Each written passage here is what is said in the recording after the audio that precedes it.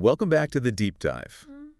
You know where we are? The Occult Archives. That's right, Occult Archives. Yeah. That little corner of the deep dive that we reserve for these journeys into history's most talked about, sometimes feared books. Right. And it's not, we're not talking just like, silent, dusty shelves. Right. We're talking about volumes that have, stirred imaginations. They've caused debate and occasionally whispered anxieties. Wow. Absolutely, yeah. And I think today's selection certainly qualifies as one of those. Oh, absolutely. I mean, look at this. The Tarot of the Bohemians. Yeah. The absolute key to occult science and the sacred mysteries of the ancients. It's a mouthful. It is. And it's a huge claim. It is a huge claim. It's like, come on in, but, right. Be careful what you wish for. Yeah, right, exactly. Yeah. So the author, Papus, and we'll get into a little bit more about him, I think, as we go along, but he's making a monumental claim right from the outset. This isn't just about a deck of cards, right? This is... no. This is the absolute key, he says. The absolute key. To understanding the entire spectrum of occult science. It's a tall order. It is a tall order. Yeah. It really is. And the sacred mysteries of the ancients. I mean, that's... Well, that's everything. Yeah, it's a bold starting point. It is. So for the listener joining us today, what we want to do is sort of walk through this very ambitious assertion and look closely at Papus's central arguments. Okay. And we'll be focusing particularly on his theories about the tarot's origins and its connection to wider occult principles. So think of it as a guided exploration through a sometimes dense but always fascinating landscape of esoteric thought. Okay, so let's unpack this. Yeah. He begins with a rather compelling dedication, wouldn't you say? He gives this huge acknowledgement to the Gypsy nomad, and it's almost like he's setting them up as the guardians of the tarot. That's right. He credits them with nothing less than the preservation of this marvelous instrument. Yeah. He describes the tarot as a synthetic summary of the whole teaching of antiquity. It's interesting right away, this connection to a nomadic people. Yeah. With, like, the core of ancient wisdom. It does make you wonder about the historical basis for that connection. Yeah. Were Gypsies particularly known for their esoteric traditions, or is he drawing on maybe a somewhat romanticized association? Yeah, and then he gets even more intriguing when he drops these terms, tarot, thora, rota. Right. And it's like he's trying to make this linguistic bridge between, like, Eastern and Western thought. Yeah, he seems to be reaching for a kind of universal underlying principle. Yeah. He suggests that these words point to this fundamental unity in the requirements and aspirations of Easterns and Westerns.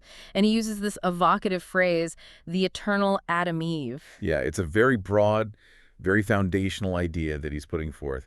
And he doesn't stop there, does he? Then he brings in Yod-He-Vau-He, that powerful Hebrew Tetragrammaton. Yes. And he connects that to Freemasons and Kabbalists. It almost seems like he's suggesting a shared ancient source. Yeah, absolutely. So if you're taking a step back, right, looking at the big picture, he's trying to say this is not a game. Yeah. This is something much deeper, much older, and much more unified in terms of this body of wisdom. And he's setting up the tarot as the vessel for this. Yeah, so how does he actually propose to guide, the true seeker, the genuine inquirer, through all this? What's his strategy for, like, unlocking this so-called absolute key? Well, his methodology, as he outlines it, follows a very specific path. Okay. He states that we will begin with a preliminary study of the elements of the Kabbalah and of numbers. Right. And this is crucial, he argues, because as we'll discover, he believes these are absolutely fundamental to understanding the deeper meanings of the tarot. It's like he's giving you the tools, right? It's like he's giving you the toolkit before you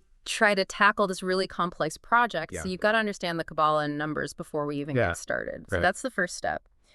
And then following that groundwork in numbers in the Kabbalah, he's going to move on to provide a detailed explanation of the construction of the tarot itself. He wants to look at each part of this machine, as he refers to it, and then explore how these different parts interact with each other. Right. And he promises to be as clear as possible in this explanation. Right, and then he sort of hints at some of the applications. Yeah. He even mentions divination as practiced by the Gypsies. Yeah. Although he makes it very clear he's only going to touch upon that very briefly. Yes. He emphasizes that his primary goal is to furnish a key and a tool for work for those who are truly seeking understanding. So it's like he's giving you the instrument, but it's really up to you to explore and to dig deeper. It's interesting, too, that he addresses potential criticism. Right. regarding the revealing of occult science. Yeah. Because he seems to have this inherent belief in, like, only those who should understand can understand. It's this idea that there's almost a natural selection process for being able to grasp these concepts. Yeah, and he even mentions that dedication at the beginning for the exclusive use of initiates, but then he sort of downplays it by comparing genuine occult science to, ancient parables that are accessible to all, but yet only truly understood by those who are prepared. Yeah, and this kind of begs a really big question about the nature of occult knowledge itself. Yeah. Is it truly hidden, or is it just a matter of whether an individual is ready and has the capacity to perceive it and understand it? Right. And Papus seems to be leaning more towards that latter idea, that the knowledge is there, but it's really about whether you are prepared to grasp it. Okay, so the first essential tool in Papus's so-called absolute key is the Kabbalah and the foundational role of numbers. So where does he even begin this? Well, he starts with the very building blocks of the Hebrew language, focusing on the sacred Tetragrammaton, Yod-He and Vau. And he assigns them their numerical values. So 10 for Yod, 5 for He, and 6 for Vau. Which brings us to a total of 26 for the whole word. And he doesn't just stop at the numbers, right? He really dives into the symbolic weight of each letter. That's right. So let's start with the Yod. The Yod, which is visually represented as either a comma or a dot, is presented as the principle or origin of all things. It's the foundational point from which everything else emanates. And then he introduces the Kabbalah itself, which he describes as this oral law that has been transmitted secretly through generations. Right, drawing on the work of Fabre d'Olivet. Yeah, and that in itself, I mean, it makes you wonder about the accuracy of that claim, but also what it says about the nature of the knowledge itself. Right. The idea of a hidden tradition, a body of knowledge that's passed down verbally rather than written, does carry a certain mystique to it. Yeah, and then he goes on to this root EE, and this unique verb to be being. Right. Which sounds incredibly, fundamental to the concept of existence. It is. He really emphasizes how this root form, which is never used as a noun, is the very essence of existence. Yeah. The verb from which all other verbs derive. Okay. It's the core of being itself. Now, here's where it gets interesting. He has this explanation of how Moses supposedly formed this word by placing the sign of intelligible light, which is the Vau, in the midst of this root of life, which is the EE. Right. And then adding the sign of potential manifestation in eternity, which is the Yod.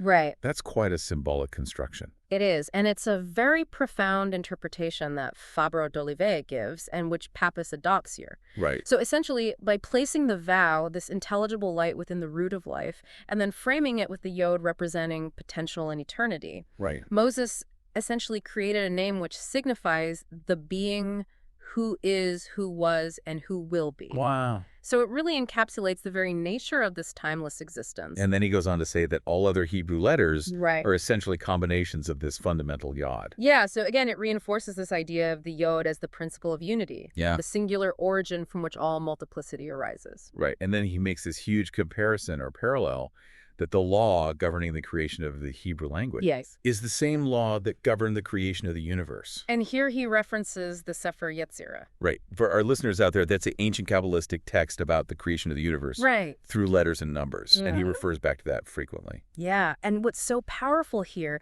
is the implication that understanding the structure of language, particularly the sacred language, offers us a direct insight into the very fabric of reality. A huge claim. Yeah, no one, and you inherently gain a deeper understanding of the other. So now he introduces this concept of ego and non-ego. Right. Which sounds very philosophical. Okay. How does this relate back to the Hebrew alphabet? Well, he argues that in this opposition between ego and non-ego, this fundamental duality, you have the emergence of a third element, which he calls affinity. Okay. And this affinity, this connecting force between these opposing forces in nature is represented by the Vau, the sixth Hebrew letter. And he points out that its numerical value 6 derives from the sum of Yod. And so essentially the Vau is acting as this bridge. Yeah, a connector between these two seemingly opposing forces. Exactly. He describes it as the link or analogy that unites these antagonisms in nature. And then he gets to his crucial trinity. So you have ego, non-ego, and then affinity of the ego with the non-ego. And of course, he makes a point of saying how this is the absolute formula that all sciences converge on. Right, and that it's been preserved unconsciously in world religions. Oh, wow. As the science wisdom of primitive civilizations. It's another one of these, like, sweeping statements about this. Yeah. It underlying wisdom. It underscores his belief in a fundamental underlying wisdom that predates and informs all specific religious doctrines. Yeah. So this trinity, in his view, is not just a theological concept, but a fundamental law of existence. Okay, so now he's going to introduce two key operations that he says are indispensable for understanding the secrets of antiquity. Right. Theosophic reduction. Right. And theosophic addition. Okay. These sound like mathematical processes with like a mystical application. That's exactly right. So explain. Okay, so theosophic reduction is presented as a way to simplify numbers by reducing them to the first 9 digits.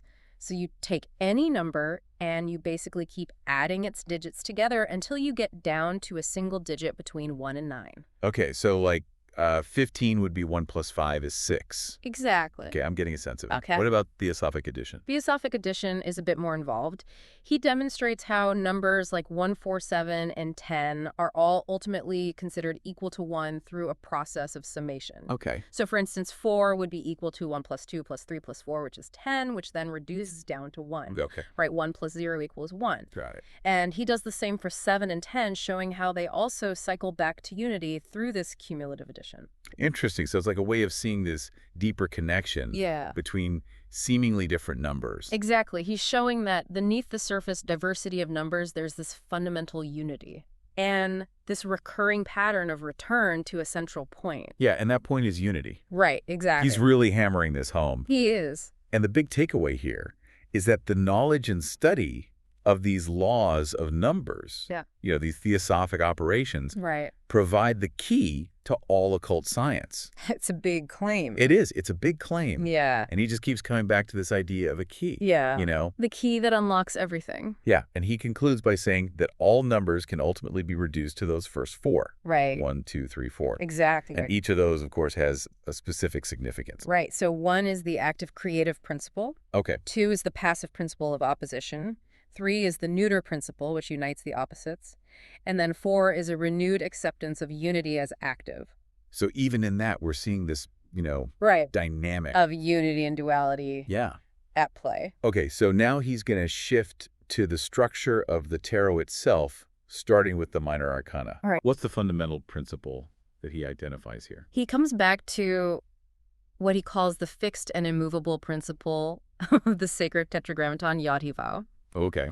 He argues that this is the very basis from which all the different combinations within the tarot develop. Okay. So it's the foundation upon which everything else is built. And as he explains, the minor arcana are these 4 sets of 14 cards, which correspond directly to our standard playing card deck.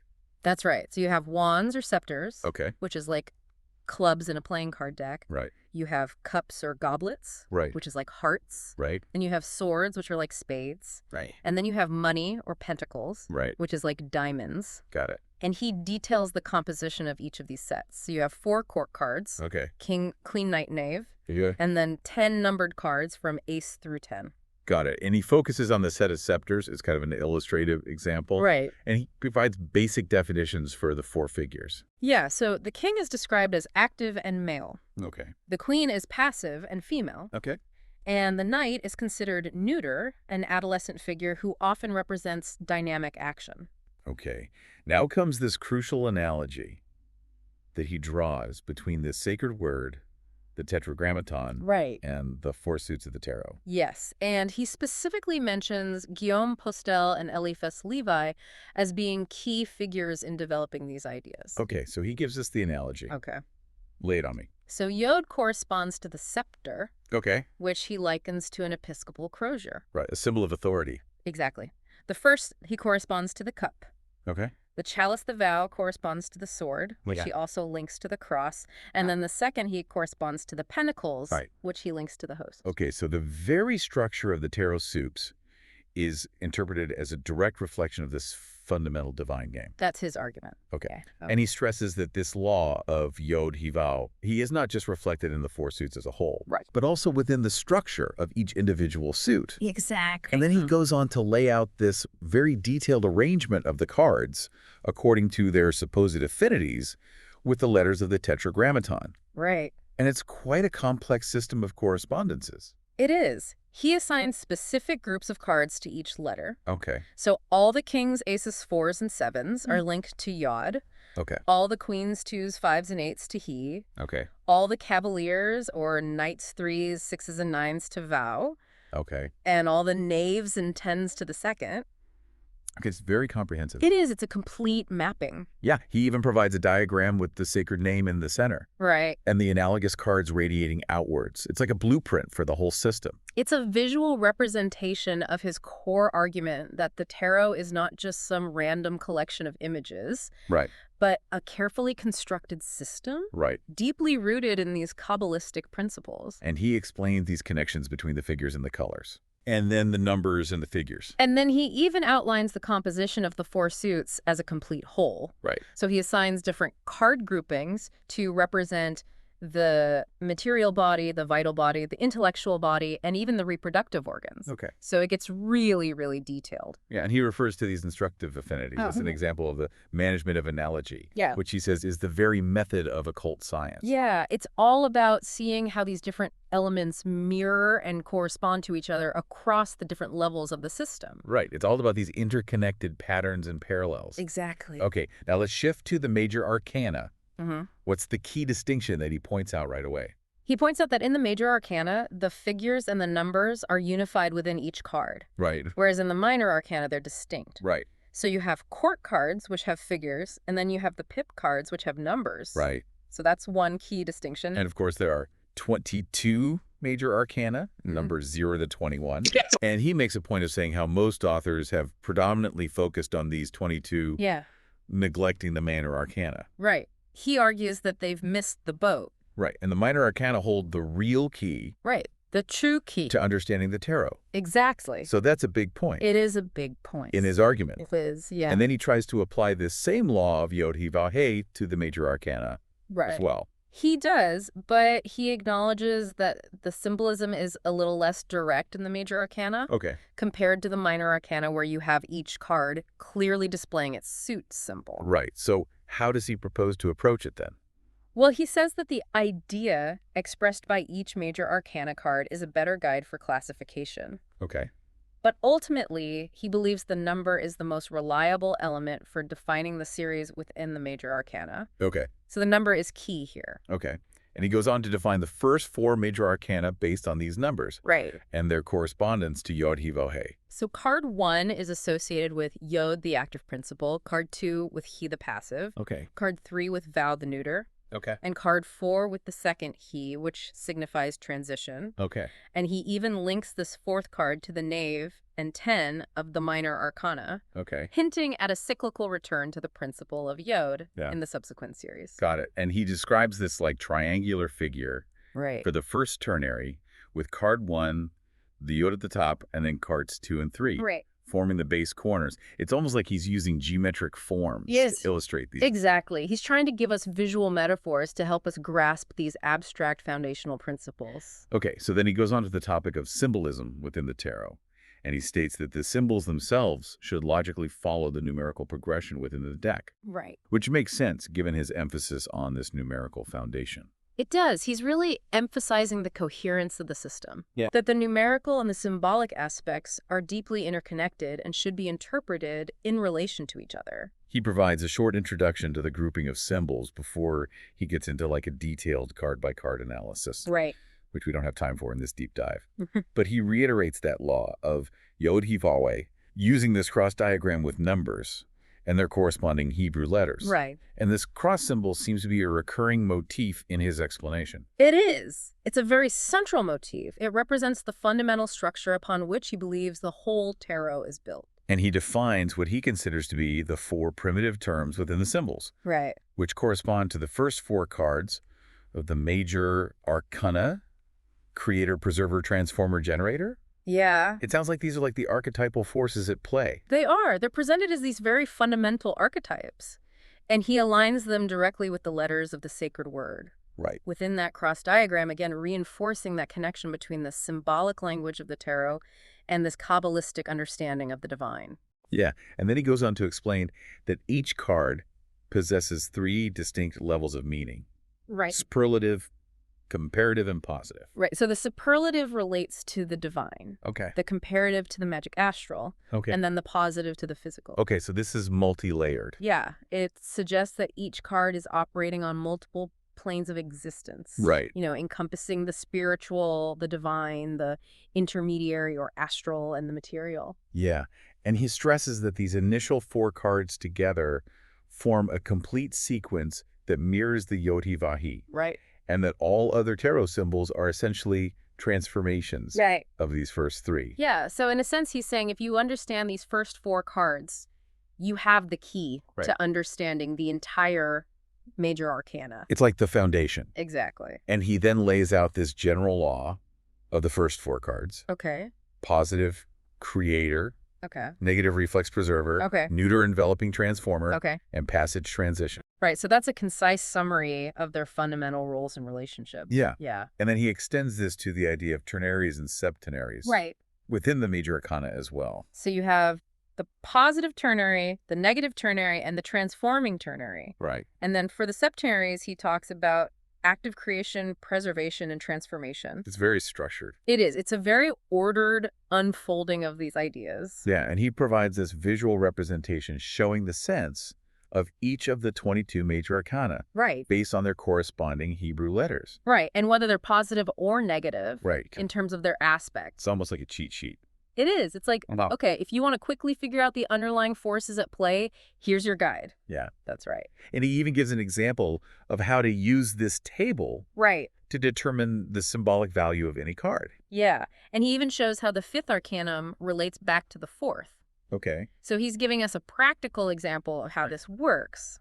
And he also points out this complementary relationship between cards whose numbers add up to 22. Right, with the 11th arcanum acting as this transition point between the first and second half of the major arcana. It's like the deck has its own internal balancing. It does. It suggests a very holistic and interconnected system where each card has its counterpart. Yeah. And specific cards serve as pivotal points. Right, and then he comes back to reiterate that general law of tarot symbolism with the cross diagram again. Yeah, positive yod, negative reflex, he-neuter union vow, and then transition yod. Right, so this is really central. Yeah, this is the key. To his thinking. Absolutely. Now he addresses this fundamental question, the origin of this symbolism itself. Yeah.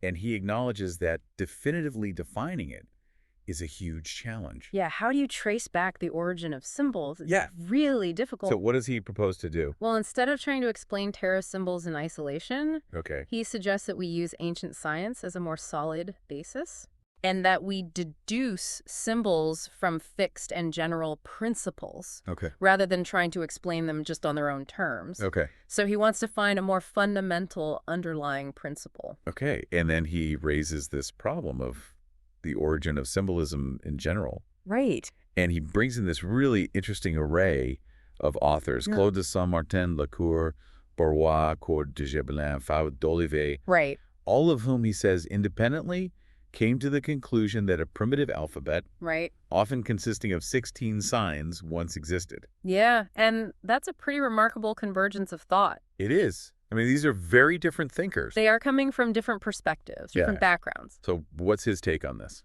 Well, he justifies his choice of the 22-letter Hebrew alphabet as his starting point. Right. Because of its correspondence with the 22 major arcana. Okay, so it's a pragmatic choice. It is. Based on the structure of the tarot. Exactly. It provides a direct link between the symbolic language he's looking at and the structure of the system he's analyzing. And then he brings in the belief that this Hebrew alphabet itself is derived from those earlier 16 primitive hieroglyphic signs. Right. So it's adding another layer of antiquity to the whole system, connecting it back to even earlier forms of symbolic communication. He includes this huge table right. showing the Hebrew alphabet, their Roman letter values. The classification. Their order number hieroglyphic representation. Their names. It's a lot of detail. It is. He's basically providing the raw data. Yeah. The fundamental elements from which he's going to build his analysis. And then he lays out his plan. Right. To apply this general law of symbolism to each of the 22 major arcana cards. He's going to use a very specific scheme of study for each one. Okay. Looking at hieroglyphic origins, deduced ideas from various scholars, the application within tarot symbolism, a determined meaning based on numerical and symbolic affinities, and then a concluding figure. Okay. So it's a very systematic approach. It sounds very thorough. It is very structured. And then, of course, he brings in the Sefer Yetzirah. Of course. As a basis for understanding the astronomical relationships of the tarot cards. So, again, he's emphasizing that the tarot isn't an isolated system, but it's connected to these broader cosmological and astronomical understandings. Right, okay. So now he gets to what he considers the crux of the matter. Right. The first card of the tarot. Right. And he's basically saying, if you understand this card. Right. You understand the entire it's got the key. Tarot deck. Exactly. So what's so special about this card? Well, he views it as the foundational archetype. Okay. The seed from which the whole system unfolds and derives its meaning. And he expresses a sense of hesitation even in approaching this. He does. Because he's saying, if we get this wrong, we get everything wrong. That's right. So he's really stressing the gravity of this interpretation. He is. He's acutely aware of the potential for misinterpretation. Yeah. Okay, so what's he going to do? How's he going to approach this? Well, he says that his aim is to uncover 3 general principles that are applicable to all of human knowledge. Okay. And then he cites the independent conclusions of 2 thinkers, Ronsky and Fabre d'Olivet. Okay. Both of whom arrived at a very similar 3-part understanding of these fundamental principles. Okay, and this again is another example of this convergence from very different intellectual traditions. Okay, so tell me about these terrainies. Okay, so Fronsky's ternary is element of wisdom, which relates to creation, element of being, which is preservation, and then neuter element, which is change. Okay, what about Fabre d'Olivet? Fabre d'Olivet talks about providence, which is absolute liberty and relates to creation. Okay. Destiny, which is absolute necessity and relates to preservation. Okay. And then human will, which is the neuter element representing mobility and change. So very similar concepts, expert speaker.